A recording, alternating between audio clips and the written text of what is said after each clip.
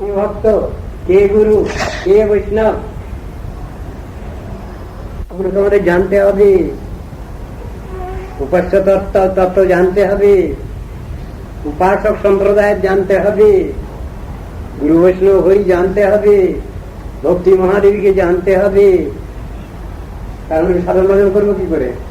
এই জগৎ তত্ত্ব সম্বন্ধে জানতে হবে,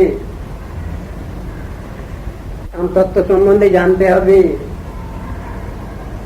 না জানলে কিচ্ছু হবে না।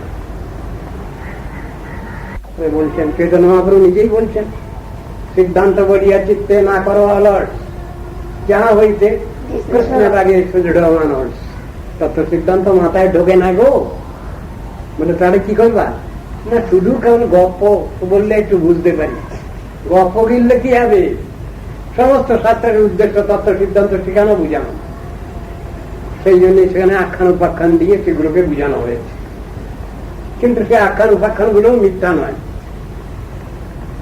সেটা সত্য। তাই দিয়ে মোরালটা শেখানো হয়েছে। এর নাম তো শাস্ত্র।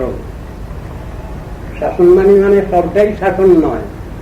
শাসনটাকে বুঝাতে গিয়ে বিভিন্ন আখ্যান উপাখ্যান দিয়ে বুঝানো হয়েছে।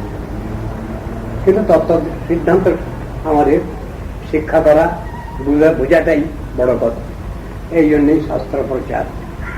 বলছি শাসন মানেই কেবল শাসন নয়, তার পিছনে ভগবানের স্নেহ মমতা আছে।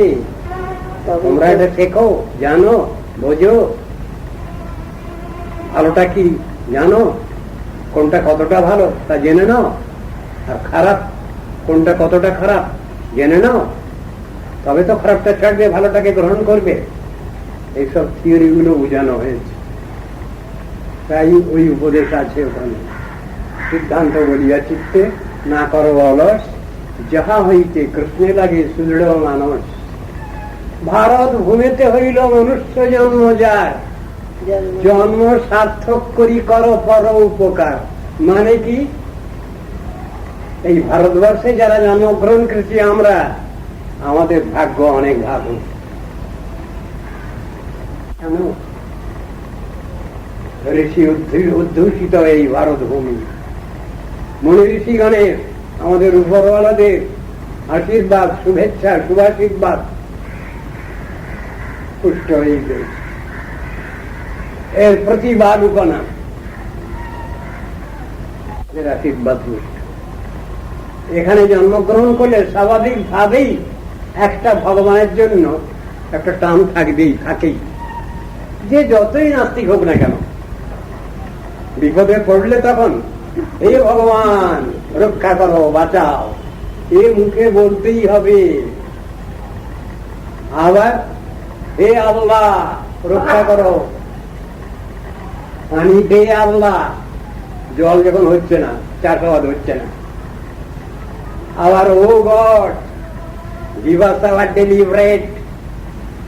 সব বলতে হচ্ছে সবাইকেই, এদিক ওদিক করার উপায় নাই। হরে কৃষ্ণ, হরে কৃষ্ণ। না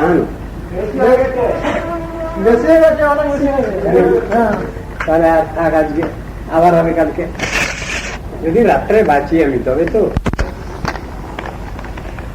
একসঙ্গেই সবগুলো বের করে নিলে হয়।